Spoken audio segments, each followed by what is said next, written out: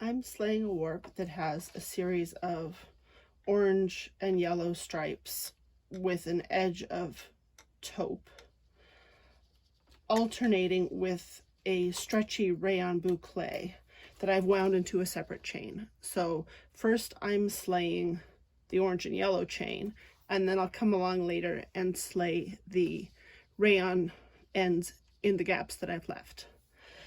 And all of my threads, the rayon and the cotton, are going into the reed 2 at a time, so 2 per dent. This is an 8 dent reed. That'll give me a set of 16 EPI.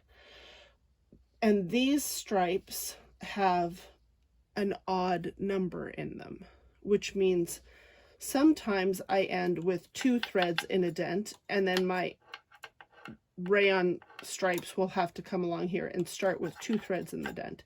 But sometimes they end with only a single thread in a dent, which means the rayon, when it comes along, has to put another end in that dent and then continue on. And the rayon stripes are all even numbers, so if it starts with 1 in a dent, it will end with 1 in a dent.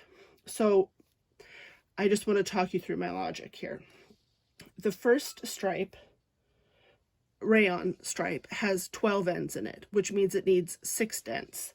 And this stripe ended with 2 threads in a dent, which means I can put 2 rayons in the first one. So I really do need 6 dents. That'll hold the 12 ends of rayon.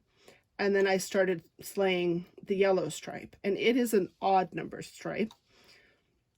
So it ends with only just this taupe thread by itself in a dent.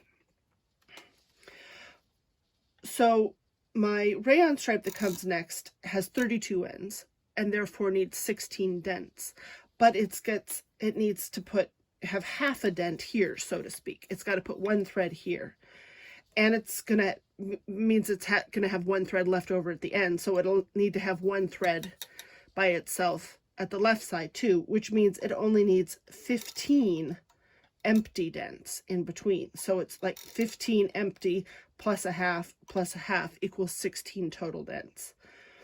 So then when I started my cotton stripe again, I had to put only a single end in there because there will be 1 rayon coming along in the next chain. Then this one ended with a pair in the dent. So my rayon chain can be all paired off. And since the rayon stripes always have an even number, that means it'll end paired off. And the next chain, which is what I'm slaying right now, starts with 2. And then I just work with the cotton until it runs out, and that's my whole warp.